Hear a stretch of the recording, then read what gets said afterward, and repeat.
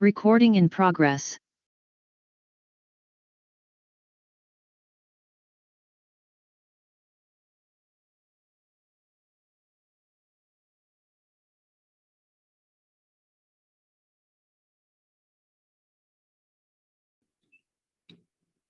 Selamat siang semuanya. Mungkin sekali-sekali kita nyalain video kali ya. Enggak. Nggak sambil nyetir kan Pak Sony? Enggak Pak, saya lagi di rest area. Yang tadinya sudah cukup ini berusaha untuk nyampe ke Ganesha, tapi tampaknya susah. Jadi stop di rest area dulu. Oh gitu. Iya. Agak lama tadi sidangnya Pak. Oh gitu, baru selesai. Iya. Oke. Karena jam 2 kan ada komputasi, jadi harus segera ke Ganesha. Kalau enggak, komputasi ya, jam 2 ya. Ganesha ya? Di Ganesha maksudnya? Iya betul Pak. Kita mulai aja kali ya, Pak Teddy. Kita mulai aja. Silakan. Baik, Bismillahirrahmanirrahim. Assalamualaikum warahmatullahi wabarakatuh. Sebelumnya minta tolong ya kalau memungkinkan dinyalakan videonya ya, karena lebih enak kalau interaksinya kita bisa melihat wajah gitu ya. Kalau memungkinkan minta tolong ya dinyalakan ya. Baik, kita mulai ya, sambil menunggu teman-teman yang lainnya. Kita mulai diskusi hari ini. Hari ini kita mengundang salah satu dosen TL ya, harusnya udah pada kenal ya. Namanya Pak Teddy. Pak Teddy ini satu anggota dengan saya di KK Rekayasa Air dan Limbah Cair. Nah, di minggu ini kita coba kami ya dari panitia minta bantuan Pak Teddy untuk sharing terkait dengan penggunaan teknologi untuk pengolahan air dan air limbah ya. Nah nanti silakan disimak, dan saya pikir topik ini masih terkait dengan diskusi-diskusi minggu lalu ya. Jadi milestone-nya masih kita tetap jaga sampai minggu depan masih bicara tentang air, nanti baru kita loncat ke udara ya. Biar nanti kalian bisa dapat isu terkait dengan pengelolaan lingkungan, terkait dengan industri 4.0-nya dari semua bidang ya, bidang air limbah, termasuk nanti ada limbah padat, kemudian udara ya. Jadi bisa nambah wawasan dan bekal untuk di kemudian harinya. Mungkin untuk mempersingkat waktu, Pak Teddy, kami mohon bantuan Pak Teddy untuk bisa sharing, Pak. Terima kasih sebelumnya atas nama panitia, atas kesediaan Pak Teddy untuk bisa sharing, Pak. Baik, terima kasih Pak Teddy. Terima kasih Pak Sony. Selamat siang, Assalamualaikum warahmatullahi wabarakatuh. Suara saya terdengar jelas ya, Pak Sony semua? Jelas Pak Teddy, jelas sekali Pak Teddy. Baik, terima kasih. Baik Pak Sony dan hadirin semua untuk peserta kuliah ya, Kapita Selekta, adik-adik, Mas, Mbak. Hari ini saya diberi kesempatan oleh Pak Sony dan tim, alhamdulillah, untuk berbagi lah ya tentang satu topik yang tadi sudah disampaikan, sudah disinggung oleh Pak Sony tentang aplikasi teknologi informasi ya, dalam rekayasa air. Ya, di situ kita bicara bagaimana teknologi informasi atau yang kita kenal sebagai IT itu bisa kita aplikasikan, bisa kita kembangkan untuk bidang kita, bidang TL, ya. Dan khususnya mungkin nanti saya lebih fokus ke bidang air, ya, air dan limbah cair mungkin ya. Baik, saya mohon izin untuk share dulu ya, mungkin bukan share slide, ini share papan tulis ya, karena ini kelas. Anggap aja ini di ruangan, saya akan share papan tulis whiteboard ya, boleh ya. Baik, jadi tema kita ya hari ini adalah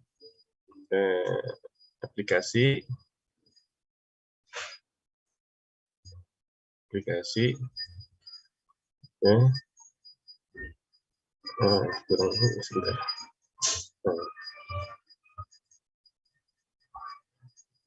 Aplikasi IT dalam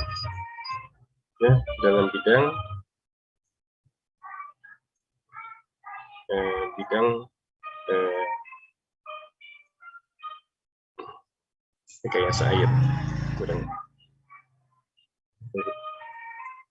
rekayasa air. Baik. Sebentar, ini kurang.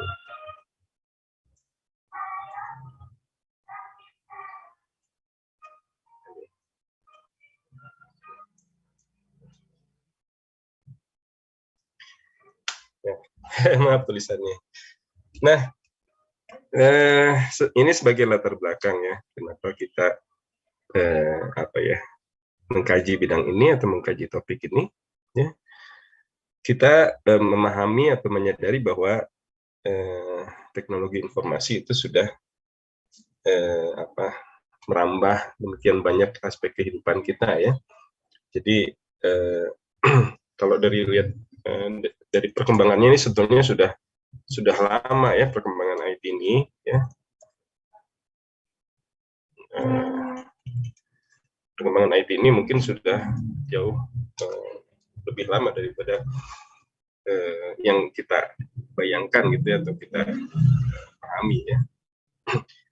Misalnya sekitar tahun 50 itu sebetulnya sudah berkembangnya mesin-mesin komputasi ya, mesin-mesin komputasi, tapi masih dalam mungkin masih perkembangan. Kalau kita lihat bandingkan dengan device yang sekarang mungkin primitif gitu ya istilahnya gitu ya.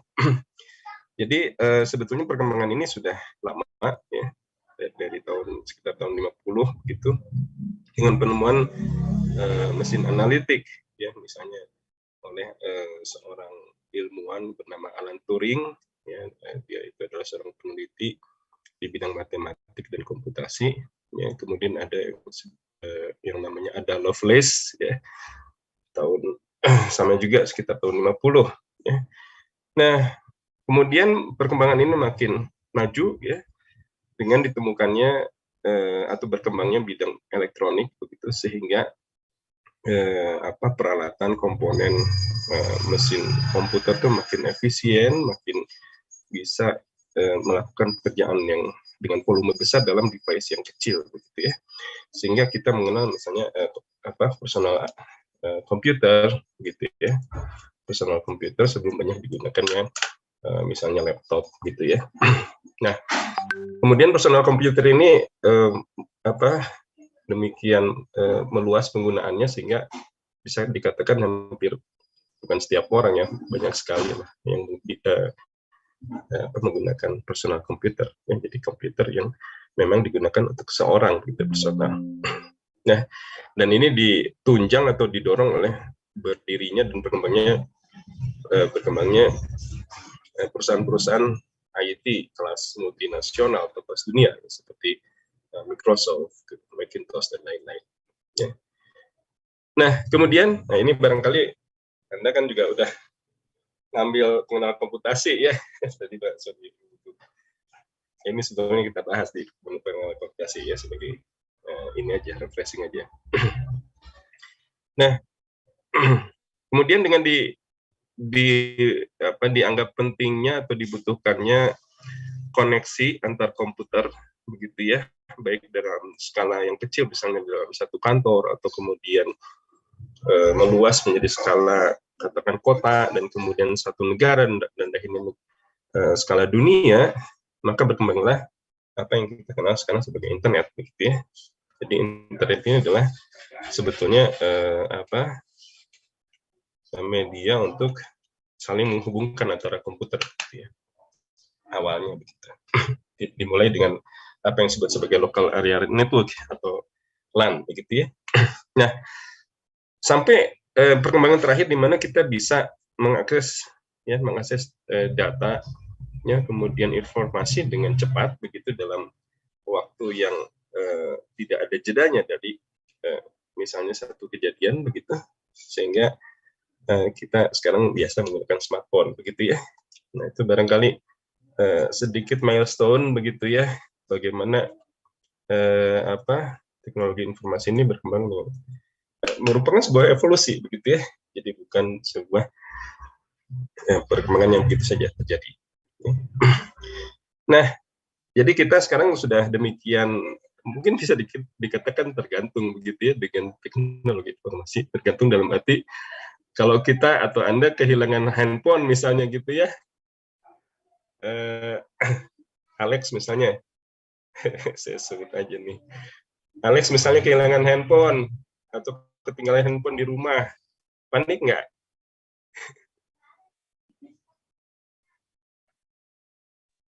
Panik, Pak. Kenapa panik? Karena ada informasi pribadi di dalamnya, sama nanti dimarahin juga.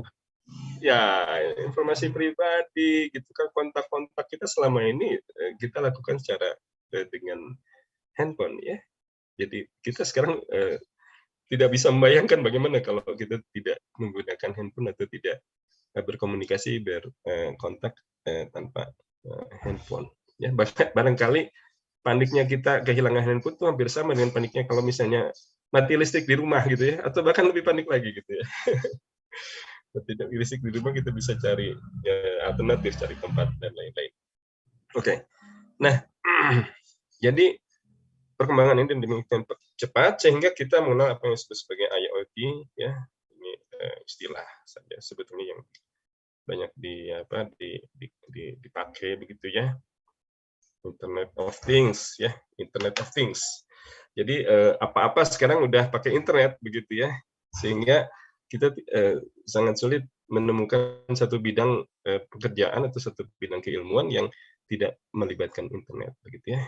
Di sana ada misalnya bidang transportasi ya, kita kenal dengan misalnya secara komersial ada layanan transportasi online begitu ya, seperti Gojek, Uber, Grab dan lain-lain, atau bahkan kuliner gitu ya, memesan makanan ya, kemudian ekspedisi pengiriman barang, transaksi keuangan ya, misalnya mobile banking ya, atau membeli token listrik dan lain-lain. Kemudian sosial juga ya, misalnya Facebook ya, WhatsApp dan lain, Instagram dan lain-lain. Nah, jadi sebetulnya yang menjadi kunci ya, kelebihan dari teknologi informasi ini salah satunya adalah modenya yang real time ya. Jadi real time. Jadi apa-apa itu sekarang kita ketahui secara real time ya. Jadi segala bentuk aktivitas kita bisa kita libatkan atau kita terlibat dalam suatu proses di mana kejadian itu kita ketahui secara real time, tidak ada jeda, tidak ada delay di situ. Ya. Nah, jadi kita bisa merespon dengan lebih cepat daripada ketika kita tidak menggunakan teknologi informasi. Ya. Nah, jadi bidang-bidang keilmuan, bidang-bidang teknologi sekarang sudah mengarah pada IoT, ya, seperti industri, ya, dengan otomatisasi dan lain-lain, navigasi, ekonomi, perbankan, energi, ya, hankam dan lain-lain. Ya. Nah, jadi kita di sini kalau kita tidak aware dengan ini, gitu ya, kita bisa ketinggalan, gitu ya, bidang lingkungan.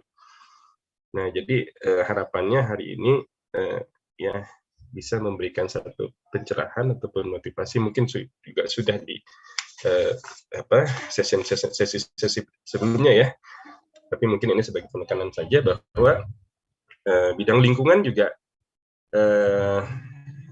sangat bisa kita perkirakan akan diramah oleh IT, bahkan mungkin sudah itu sebagian, dan Anda barangkali kalau tidak mulai mempelajari kemudian melibatkan diri dalam pengembangan teknologi informasi ini, bisa jadi mungkin ketinggalan mungkin ya, walaupun mungkin tidak, tapi ini sebuah probabilitas gitu ya, dan mungkin probabilitas yang tinggi bahwa di masa depan IT ini akan memegang peranan penting dalam bidang kita itu semua. Nah, jadi inti dari teknologi informasi, ya, sebetulnya intinya, inti IT itu apa sih? Maksud saya inti itu mungkin proses utama dalam teknologi informasi. Ya. Nah, yang merupakan salah satu proses utama adalah komunikasi kita dengan komputer. Ya, jadi komputer sudah ada, sudah berkembang, dan bagaimana kita berkomunikasi dengan komputer itu yang merupakan inti dari teknologi informasi. Jadi interaksi antara manusia dengan komputer. Manusia dengan komputer. Oke. Nah, ini yang merupakan inti. Jadi bagaimana kita menerjemahkan, ya, kita berkomunikasi, berinteraksi dengan komputer, dan kita, ya, mencoba untuk menggunakan komputer. Ya, tentu saja kita butuh bahasa pemrograman, bahasa komputer yang dipahami oleh komputer, gitu ya. Makanya Anda belajar pengetahuan komputasi, di mana di dalamnya Anda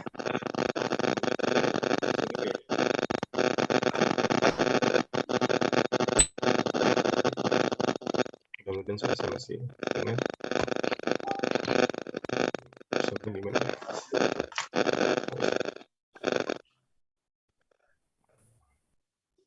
Oke, ya.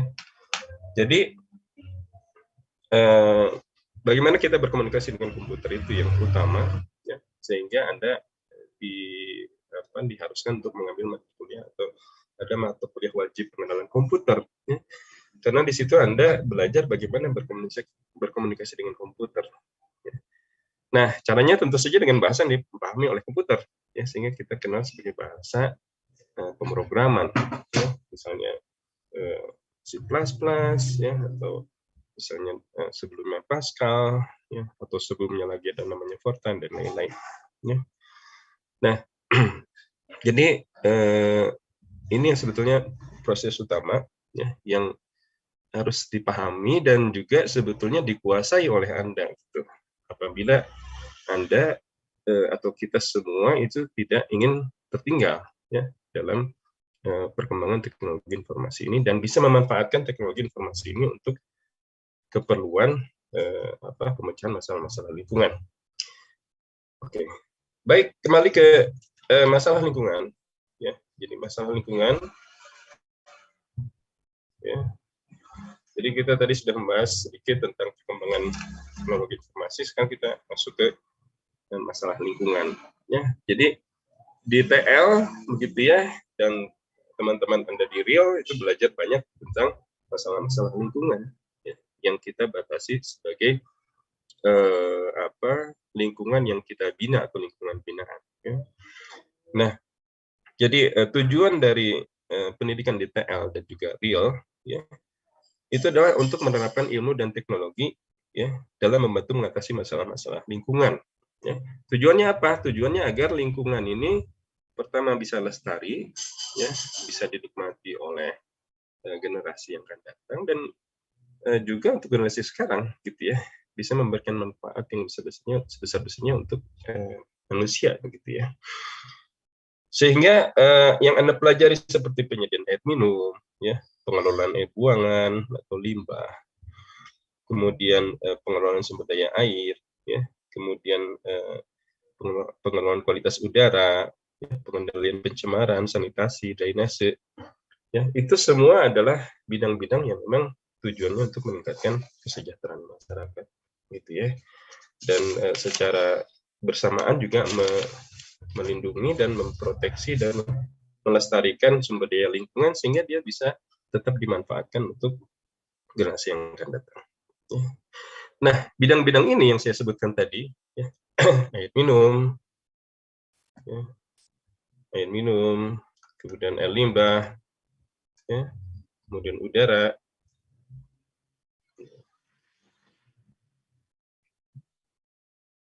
sampah dan lain-lain. Ya, tadi sebagian disinggung Pak Sony. Itu kemungkinan besar akan segera dalam waktu dekat ini, ya, diperkirakan akan dirambah oleh teknologi informasi. Dalam arti dirambah ini teknologi informasi akan berdayakan begitu ya untuk bisa membantu permasalahan lingkungan. Ya. Nah, sekarang bagaimana cara pendekatannya? Ya, bagaimana memecahkan masalah lingkungan dengan bantuan komputer, ya, atau dengan bantuan teknologi informasi. Ya. Nah, ini yang akan nanti kita lihat. Ya, saya coba siapin juga slide. Ya. Jadi kita ketika melihat sebuah masalah lingkungan, ya, mungkin Anda bisa mengklasifikasikan itu sebagai masalah apa, gitu ya. Kita yang konvensional aja ya, konvensional mungkin bidang air lah, gitu ya, misalnya penyediaan air minum, gitu ya.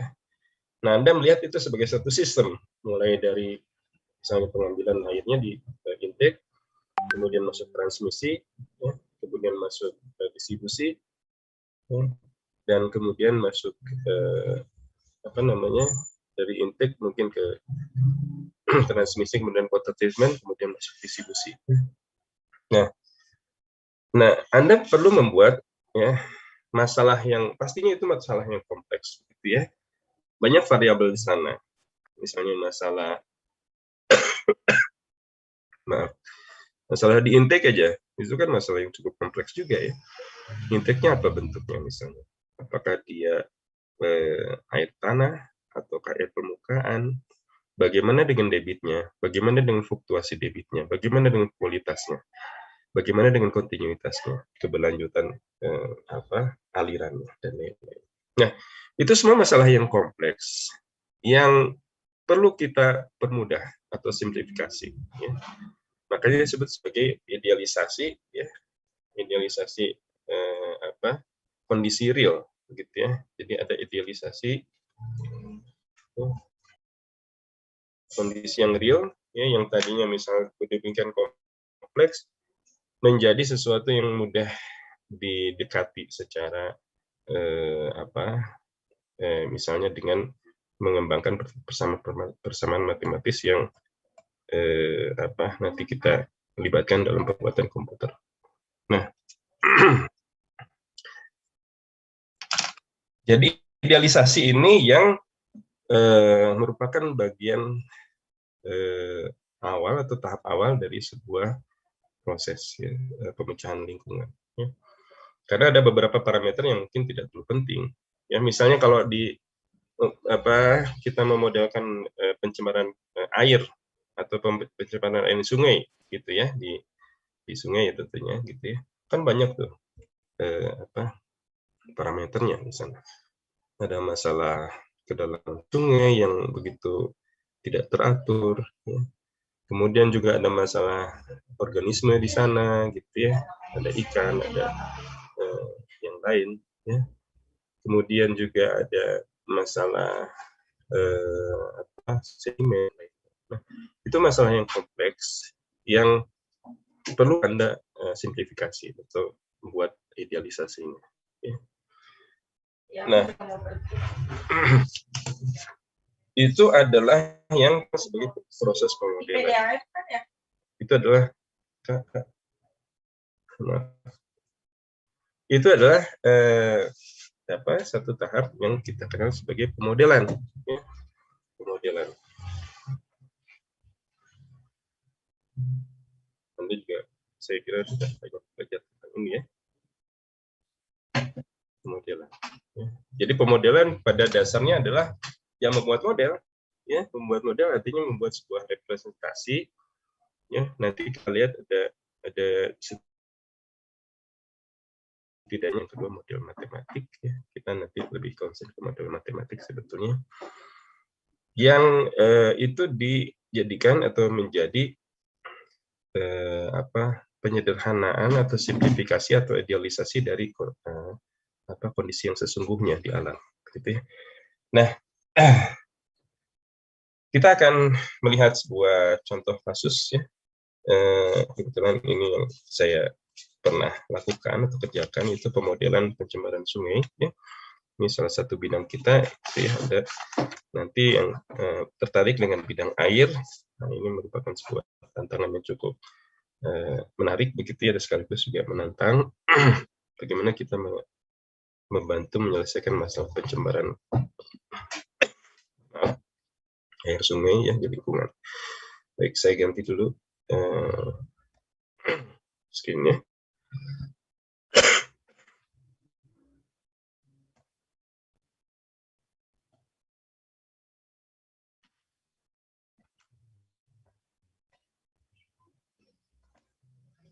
Nah, jadi ini pernah saya sajikan di kesempatan yang lain sebetulnya, tapi mungkin audiensnya berbeda.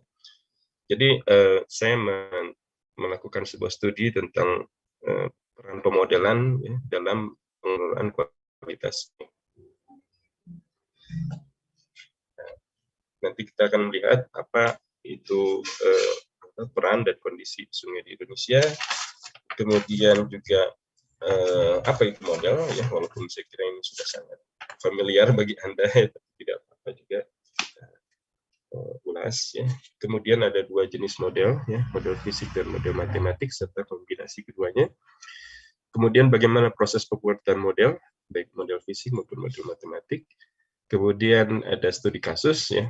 Kebetulan alhamdulillah saya diberi rezeki untuk studi di luar di Inggris ya, sehingga saya ikut melakukan studi di sana ya, dan kebetulan sungai yang di studi atau sungai di sana gitu ya, saya tidak diberi kesempatan untuk melakukan studi untuk sungai di Indonesia ya. Baru kemudian setelah pulang baru.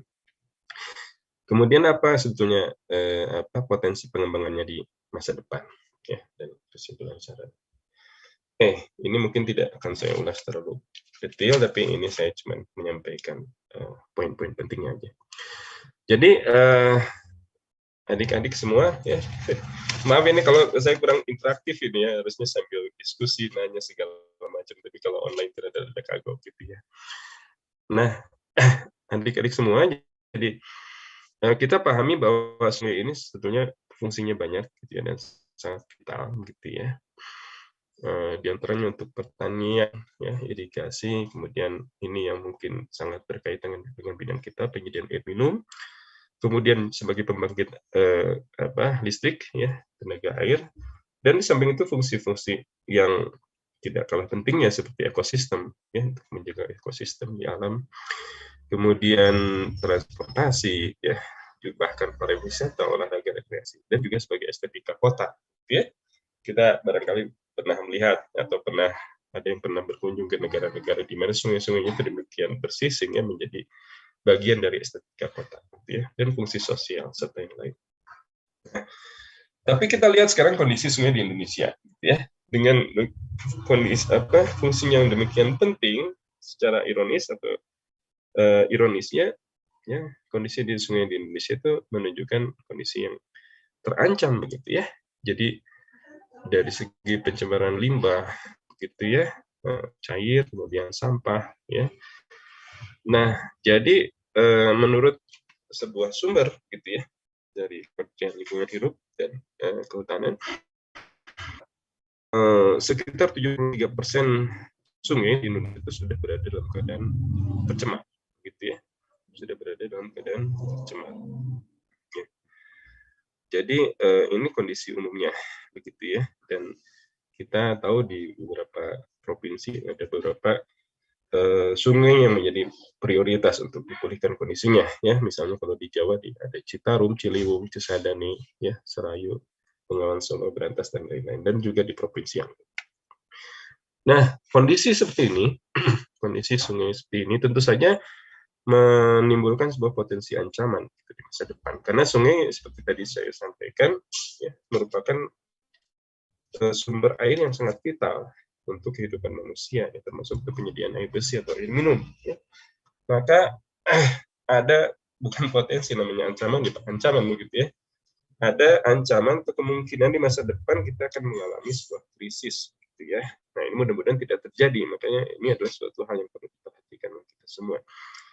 Ini ada semacam prediksi, tapi mungkin keabsahannya ya saya belum bisa jamin juga ya. Tapi mungkin berdasarkan beberapa penelitian bahwa sekitar tahun 2040 di Jawa itu diprediksi akan terjadi krisis air bersih.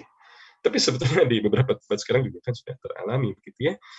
Nah, ini hasil penelitian dari LIPI gitu ya, dan juga Pusat Litbang Sumber Air. Tapi saya kira ini sesuatu yang sangat bisa dipahami atau dimengerti atau bahkan bisa kita legitimasi, maksudnya sangat logis gitu ya kalau kita melihat kondisi sungai kita seperti itu, dan mungkin sumber-sumber air yang lain seperti mata air, kemudian air tanah juga mengalami penurunan baik dari segi kualitas maupun kuantitas gitu. Nah, ya. Apakah Bapak sedang share screen, Pak? Soalnya sudah tidak terlihat share screen. Oh, nggak terlihat. Dari kapan nggak terlihatnya? Oh, baru dari 1 menit 2 menit yang lalu sih, Pak. Oh, terima kasih ya. Terima kasih saya dikasih tahu. Kalau nggak saya nggak ngerti. Sebentar ya, saya keluar dulu mungkin ya. Terima kasih. Saya keluar dulu. Oh, ini sudah. Oke. Sudah terlihat lagi belum? Oh, sudah, Pak. Baru terlihat. Nah, terima kasih ya. Tolong ingatkan. Ya, terima kasih, Pak. Terima kasih. Ya, ini saya besarkan lagi. Nah, sebetulnya banyak usaha yang bisa membantu ya kondisi itu atau untuk mengatasi masalah itu ya, masalah pencemaran air khususnya sungai. Di antaranya dengan pemantauan kualitas ya, dan juga kuantitas air sungai. Kemudian upaya-upaya masyarakat ya untuk merehabilitasi dan memperbaiki kondisi sungai, ya misalnya menyisihkan atau mengeruk sampah begitu ya yang terdapat di aliran sungai. Kemudian juga secara dalam tataran atau lingkup pribadi atau rumah tangga bisa juga pengendalian pencemaran itu dilakukan dengan membuat pengolahan ya dalam skala rumah tangga seperti misalnya membuat septic tank gitu ya. Dan pada skala kota misalnya merancang dan membangun serta mengoperasikan instalasi pengolahan air limbah. Nah, ini yang sangat berkaitan dengan bidang kita, bidang Anda ya, bahwa upaya untuk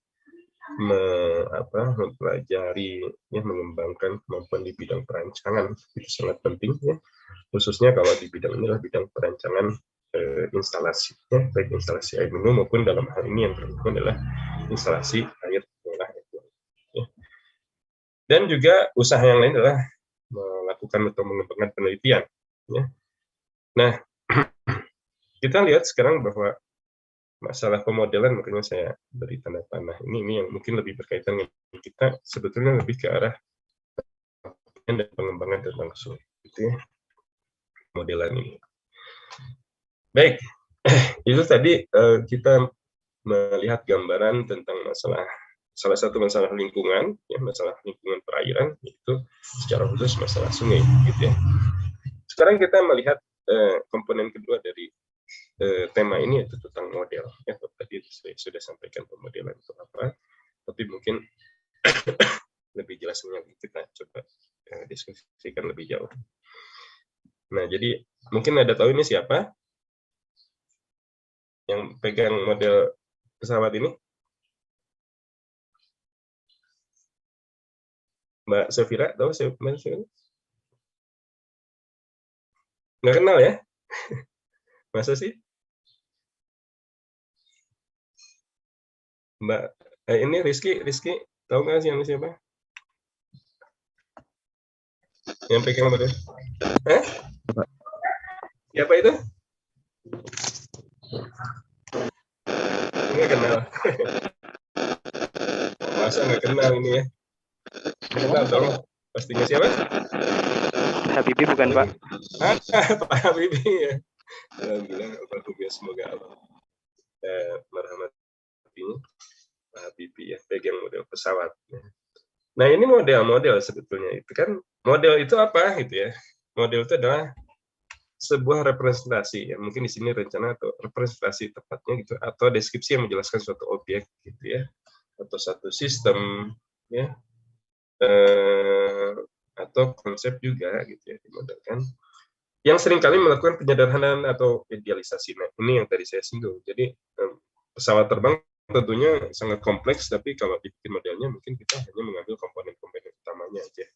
Waktunya 1 jam ya, jadi mungkin saya bicara sekitar 15 menit lagi supaya ada waktu 10 menit kalau kita menjawab. Nah, model ini ya, mungkin model fisik ini berkembang lebih awal sebetulnya, gitu ya. Ketika orang ingin melihat satu objek yang ukurannya besar dalam sebuah representasi yang lebih kecil, gitu ya. Jadi ada skalanya. Gitu. Nah, barangkali ya, ada yang melihat ini yang sebelah kanan atas ini. Ini apa, model apa ini?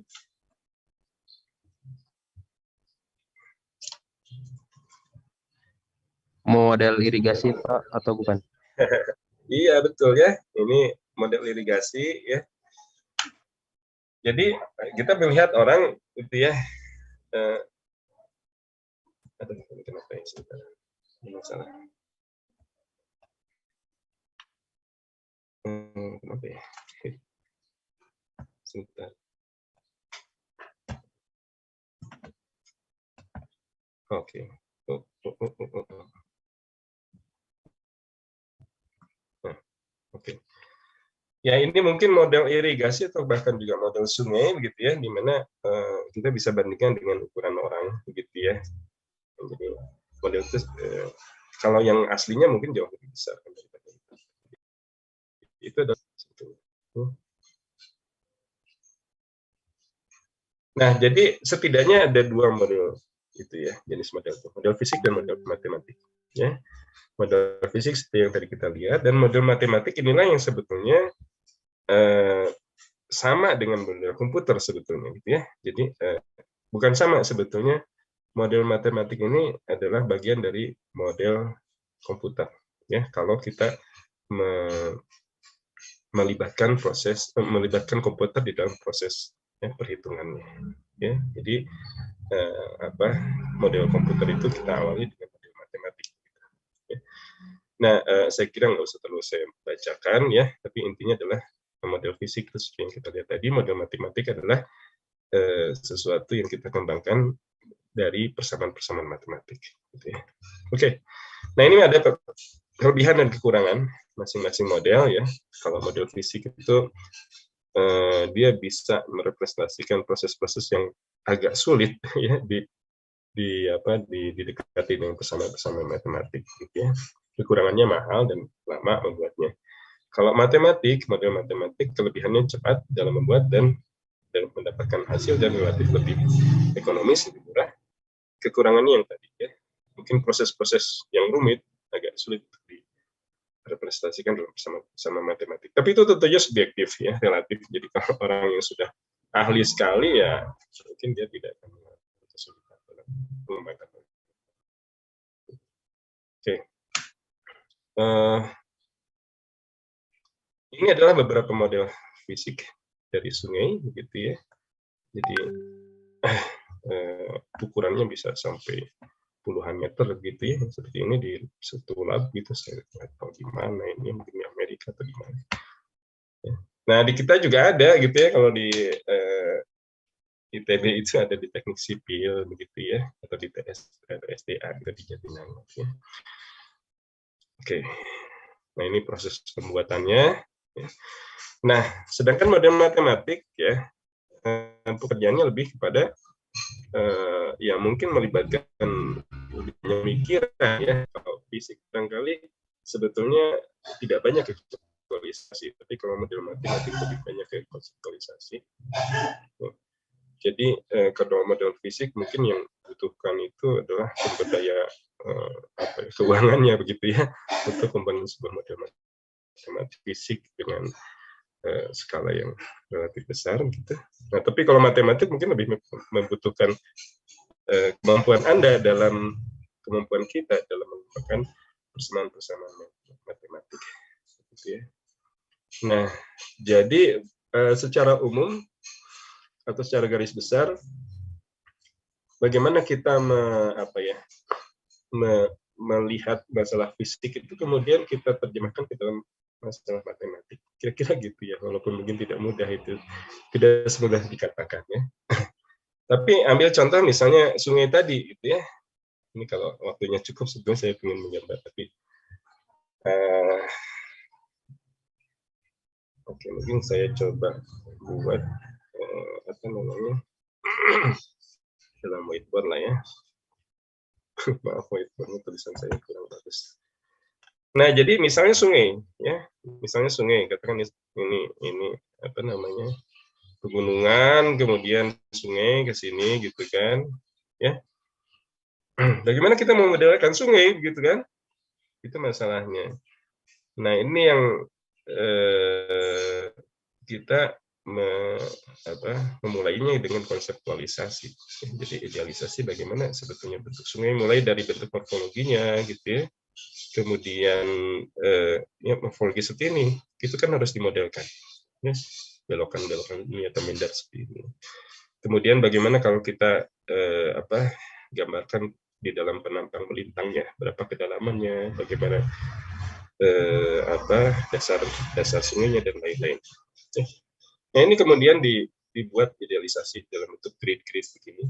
Ya, mungkin kalau Anda ingat dulu ada di mata kuliah mekanika fluida ya di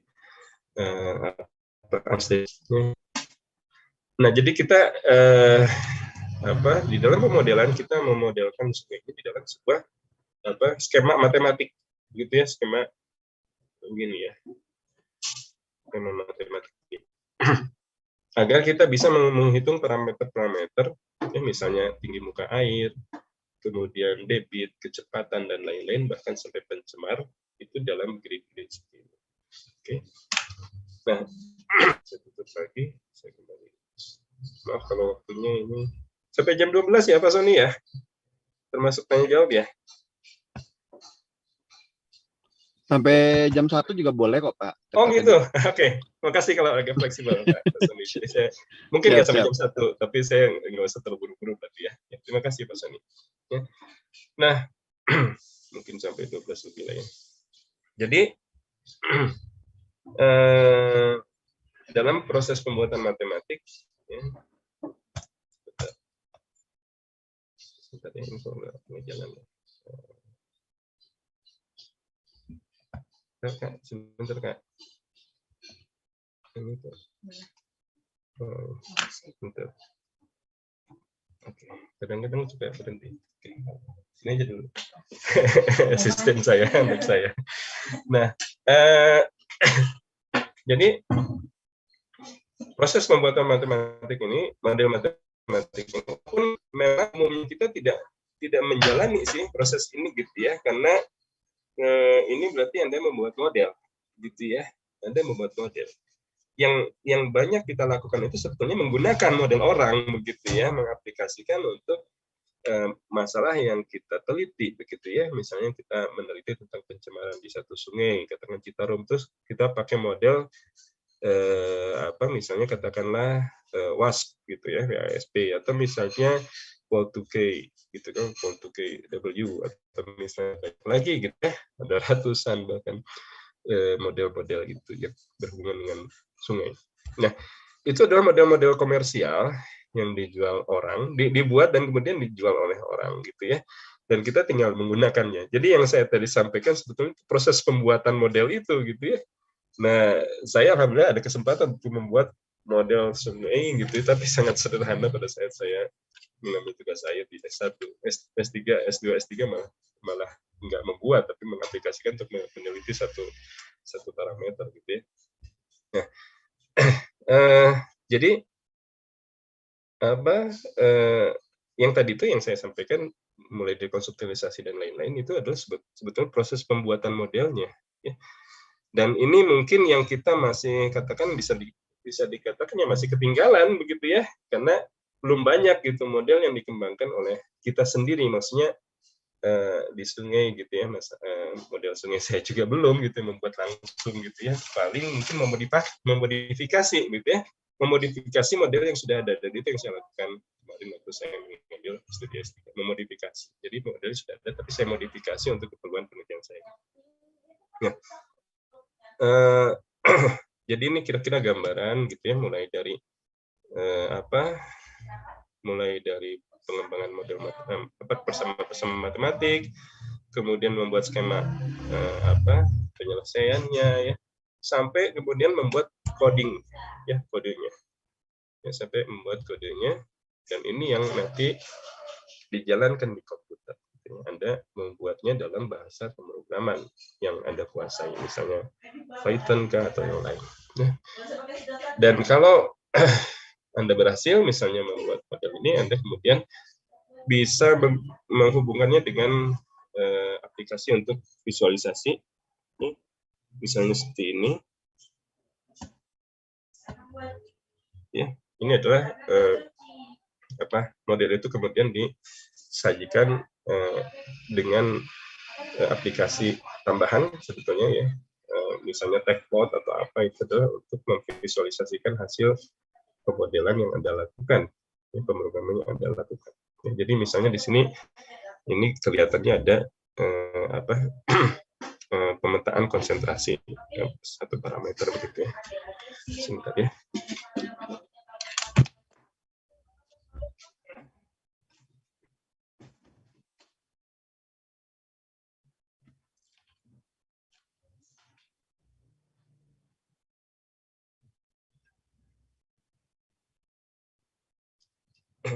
Maaf interupsi. Nah, suara saya masih jelas ya? Baik. Jadi ini hasilnya ya bisa kita sampai pada visualisasi begitu ya. Jadi kita bisa melihat misalnya konsentrasi sebuah zat pencemar ya, distribusinya begitu ya di dalam sebuah badan perairan misalnya sungai. Oke, jadi itu gambaran tentang proses pemodelan matematik yang tentunya akan memakan waktu begitu dan kesabaran gitu ya.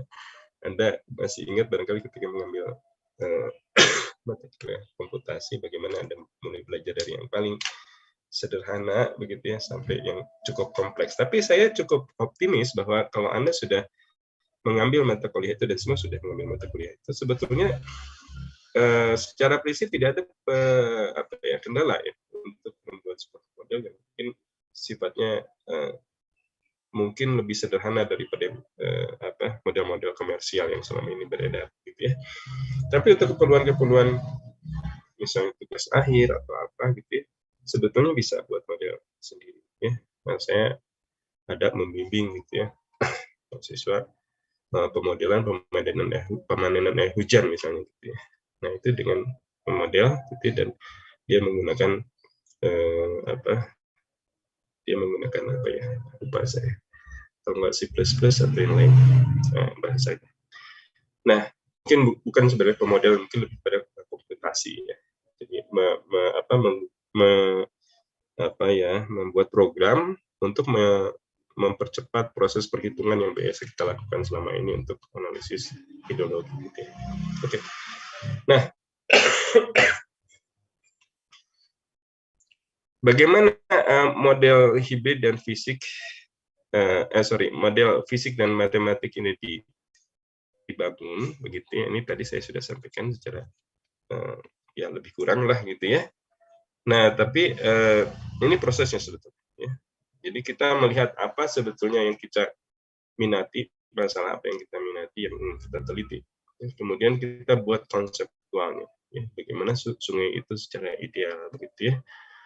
Apa saja parameter yang ingin kita lihat, misalnya water levelnya, ya tinggi muka air atau kecepatan atau debit dan lain-lain, atau sedimen dan lain-lain. Nah, kemudian dari situ kita membuat model matematik. Selama ini digunakan, ya. Nah, stabil ya. Mudah-mudahan masih terdengar ya. Nah, jadi persamaan-persamaan matematik yang kita gunakan di dalam model itu tidak harus yang kita yang buat begitu ya, karena itu tentunya butuh waktu sendiri juga. Tapi kita bisa menggunakan, halo, kurang jelas ya. Kita bisa menggunakan model persamaan-persamaan matematik yang selama ini banyak digunakan dan kita masukkan ke dalam model komputer kita. Misalnya katakan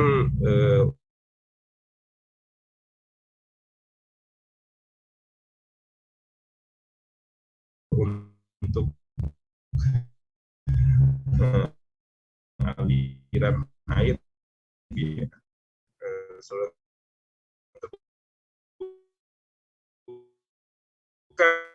misalnya gitu kan kita mengenal misalnya persamaan model matematik kita. Nah, dari sekian ya kita ya, simulasikan ya, dan kemudian apakah hasilnya acceptable atau tidak gitu ya. Nah, mudah-mudahan nggak lama lagi saya presentasinya ya. Apa saya teruskan ya. Model fisik dan model matematik itu bisa dikombinasikan, dalam arti dia bisa dibuat bersama dan kemudian dibandingkan, gitu ya, sehingga Anda untuk kita melakukan proses ini secara bersamaan. Ya, model matematiknya dibangun, kemudian model fisiknya juga dibangun, dan kemudian kita lakukan komparasi antara kedua model itu. Ya. Untuk melakukan apakah model yang untuk memastikan apakah model yang kita buat itu sesuai tidak ya dengan model fisiknya. Oke, itu kira-kira. Nah,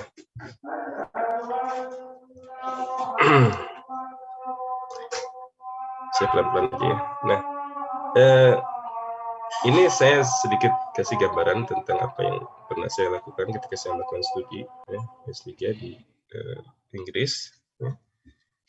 Saya melakukan studi terhadap sebuah estuary ya, atau muara ya, namanya Sifuan Estuary, dan untuk keperluan studi ini ya sudah dibangun sebuah model fisik. Ini sebelum saya ikut, ini sudah ada ya. Ini modelnya ya, ini model muaranya, kemudian ini ada semacam box ya, ini sebetulnya untuk diisi dengan pasir untuk memodelkan air tanah ya.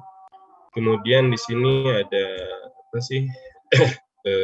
Simulasi untuk ombak, jadi ombak di sini di muara atau di laut ini disimulasikan dengan sebuah weir gitu ya, yang bergerak dengan pompa dengan tenaga listrik ya, dan kemudian airnya dialirkan dengan pompa. Nah, parameter apa yang saya water level atau tinggi muka air, kemudian kecepatan aliran di dalam air, dan terakhir adalah konsentrasi. Ya, konsentrasi ini saya menggunakan sebuah tracer atau zat perunut, ya, dye tracer, untuk melihat bagaimana penyebaran konsentrasi sebuah zat pencemar. Nah, ini kebetulan fotonya yang ada supervisor saya, orang Brazil. Ini bagaimana proses penyebaran dilakukan. Kemudian ini adalah pemantauan hasil dari pengukuran. Ini adalah mungkin masih proses kalibrasi sehingga masih belum teratur grafiknya. Nah, ini adalah velocity atau kecepatan, dan ini adalah pengukuran konsentrasi. Jadi sampel air diambil, dipompa begitu, dan kemudian diukur dengan ini alatnya namanya fluorometer. Ya. Probe-nya ini, sehingga air yang mengalir ke sini diukur konsentrasinya dan kemudian datanya masuk ke data bank ini. Ya. Nah, ini yang tadi water level. Nah, ini dye tracer-nya, ya, sebuah cairan yang tidak berbahaya begitu ya, sehingga kalau dibuang dia tidak menyebabkan pencemaran.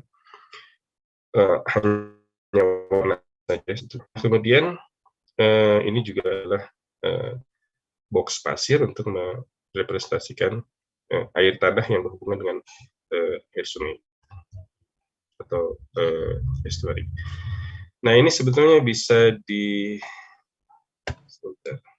dinyalakan sebetulnya. Itu video tapi sebetulnya saya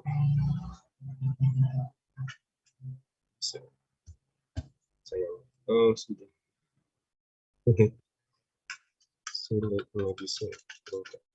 Oke, ini sebetulnya video. Jadi ini terlihat bagaimana sebuah zat pencemar ya mengalir ikut di dalam aliran, kemudian dia terdispersi, ya, artinya dari konsentrasi yang tinggi kemudian terdispersi menjadi konsentrasi yang rendah karena dia terdispersi, artinya menyebar ke seluruh badan sungai tersebut. Oke, nah ini model matematiknya. Jadi si badan air itu dibagi menjadi beberapa grid gitu, kemudian dikembangkan model matematik untuk mendekati parameter itu. Dan ini hasilnya ya, bagaimana model matematik itu sudah mendekati hasil dari pengukuran model fisik ya. Ini kita lihat kalau yang biru, titik-titik biru ini adalah hasil dari pengukuran ya. Jadi dengan sampling tadi dengan pengukuran water level, velocity dan lain-lain. Sedangkan yang garis ini adalah hasil pemodelannya dengan matematik. Kita lihat di sini sudah cukup mendekati ya. Cukup mendekati. Oke, ini sama lah ya. Jadi perbandingan antara model matematik dan fisik. Ini agak salah sebentar. Oke.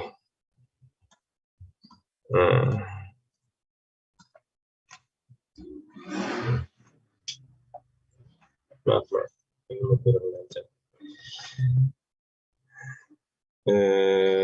Ini sebetulnya pemodelan air tanah ya. Jadi sebetulnya bagian dari S3 saya juga. Bagaimana air tanah itu dipengaruhi oleh dinamika di air sungai yang berhubungan dengannya. Jadi saya mempelajari juga dinamikanya dan dispersinya di air tanah. Dan inilah representasi dari model tadi. Ini adalah titik injeksi di mana day tracernya pertama kali diinjeksikan, kemudian dia menyebar terdispersi ke seluruh badan sungai itu. Ya, bagaimana konsentrasinya diukur dan kemudian dimodelkan. Oke, nah saya kira saya akan sampai pada bagian akhir dari presentasi ini. Itu adalah sebuah contoh kasus di mana kita dapat memanfaatkan pemodelan atau bahkan mengembangkan sebuah model untuk mensimulasikan pencemaran di sungai, gitu ya. Nah, tentu saja itu adalah hanya salah satu contoh dan banyak sekali sebetulnya yang bisa dimodelkan, ya. Dan kemudian itu dikombinasikan dengan IoT tadi. Jadi maksudnya kita bisa memantau kondisi misalnya kualitas tinggi muka air dan kecepatan di sungai itu dengan teknologi IoT, artinya real time. Ya, misalnya ini kita lihat foto di sini. Ya. Nah, ini adalah sebuah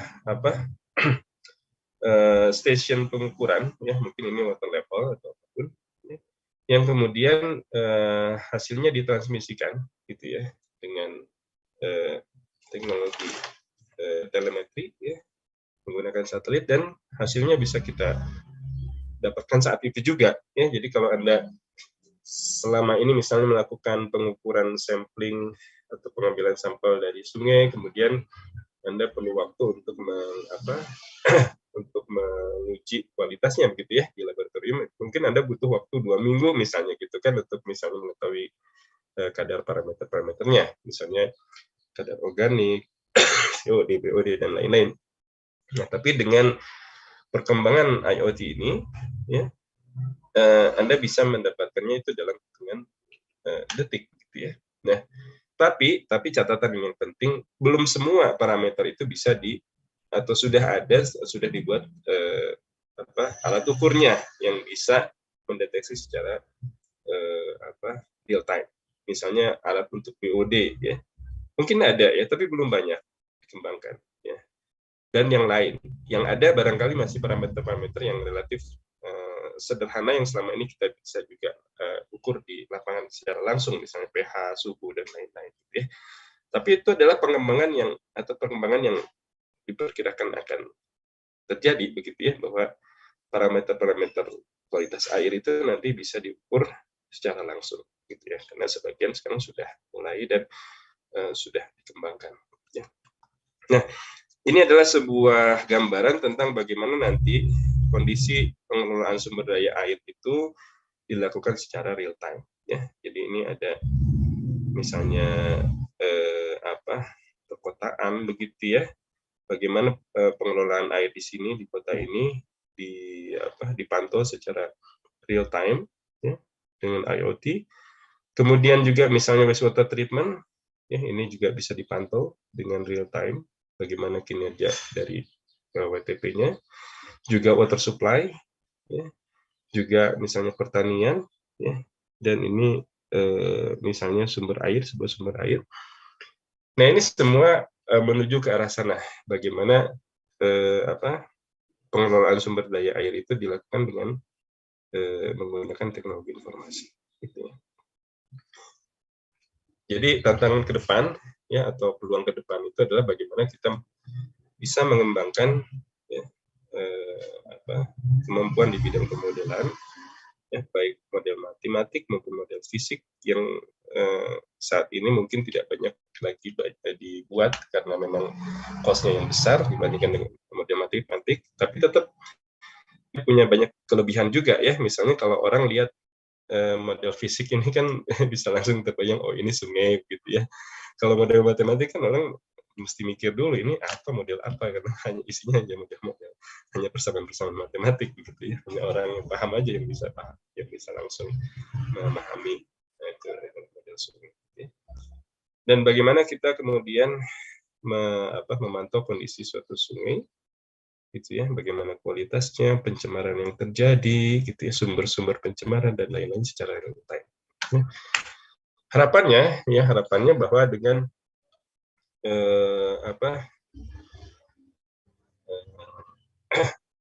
harapannya dengan memanfaatkan atau mengaplikasikan teknologi informasi, ya, informasi bisa didapatkan secara cepat, secara akurat, dan kita bisa lebih cepat dalam menangani satu masalah atau dalam mengembangkan suatu solusi, gitu ya, suatu solusi. Misalnya kalau pencemaran bisa kita pantau secara real time, gitu kan, bisa terlihat ya dari hari ke hari bagaimana pencemaran terjadi, gitu ya.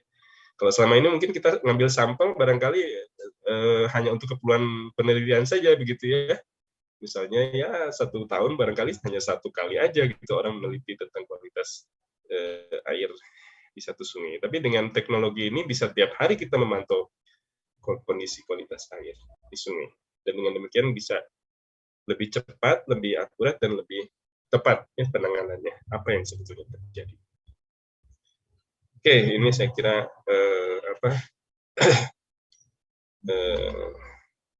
ini hanya satu gambaran bagaimana misalnya sebuah sungai diperbaiki kondisinya, ya.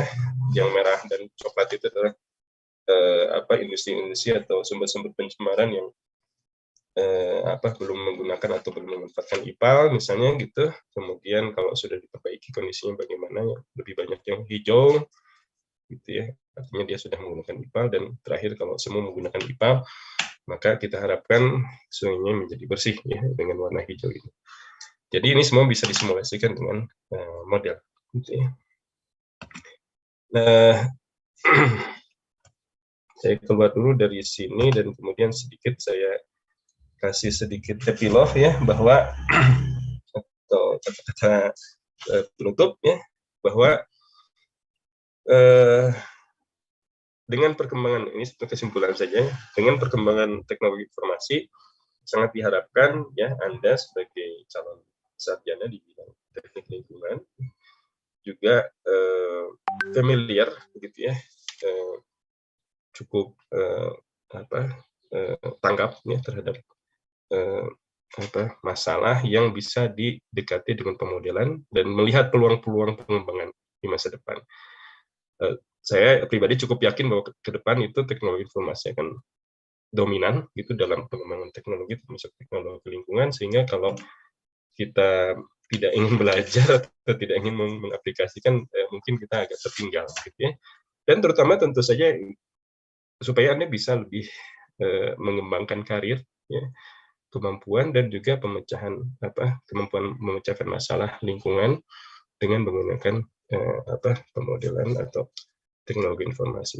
Nah, tentu saja mungkin tidak pada tahap Anda harus membuat sebuah model begitu ya, tapi misalnya memanfaatkan sebuah model gitu kan. Tapi kalau untuk kalangan peneliti barangkali membuat sebuah model adalah sesuatu yang sebuah keharusan atau sebuah anjuran agar kita bisa membuat model sendiri dan tidak tergantung oleh model dari luar gitu ya.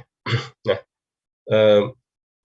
dengan pemodelan dan kemudian memanfaatkan teknologi informasi dalam arti pemantauan secara real ya, kita harapkan masalah-masalah lingkungan seperti masalah pencemaran, begitu ya, krisis air, kemudian kebocoran barangkali begitu ya, masalah banjir juga barangkali ya, itu lebih apa ya, lebih banyak bisa diatasi begitu ya, daripada kondisi yang sekarang yang dimana masalah-masalah relatif lama ya mendapatkan solusi. Tapi dengan real time monitoring ya, kemudian modeling, diharapkan bahwa pemecahan masalah-masalah lingkungan itu lebih cepat dapat diambil atau dilakukan. Jadi harapan saya Anda belajarlah, dan Anda sudah belajar, ya, terus diupdate pengetahuan dan kemampuan dalam hal ini IT, dan berpikir dan kemudian mencoba menerapkan itu nanti di pekerjaan Anda ya di bidang teknik lingkungan, bagaimana ini bisa dibantu dengan IT sehingga bisa mendapatkan penyelesaian masalah yang lebih cepat dan lebih akurat. Saya kira demikian saja. Terima kasih atas perhatian. Mohon maaf kalau terlalu lama mendengarkan, kurang interaktif. Mudah-mudahan bermanfaat, dan mohon maaf atas kalau ada kekeliruan atau salah dalam kata-kata. Terima kasih. Saya kembalikan lagi pada Pak Sony sebagai moderator. Selamat siang. Assalamualaikum warahmatullahi wabarakatuh. Baik. Waalaikumsalam warahmatullahi wabarakatuh. Terima kasih Pak tadi. Menarik pembahasannya. Mohon maaf Pak tadi baru landing ini di Ganesha. Suaranya? Ada yang mau ditanyakan mungkin dari semuanya?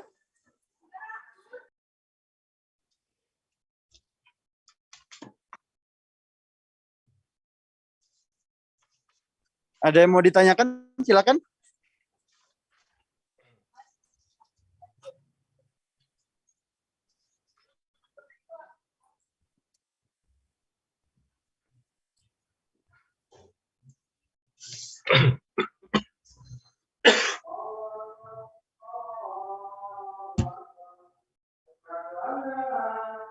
Kalau tidak ada lagi pertanyaan, mungkin kita cukupkan Pak Teddy.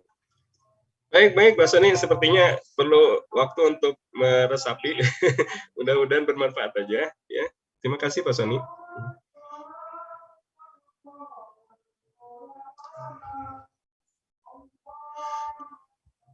Oke, kalau tidak ada, terima kasih Pak Teddy atas sharing materinya. Terima kasih untuk seluruh peserta atas kehadirannya ya. Mungkin ada closing Pak dari Pak tadi Pak? Ya, saya kira sama dengan tadi ya Pak Sony, lebih sungguh-sungguh ya dalam menempuh kuliah. Ya, mungkin sebentar lagi juga sebagiannya.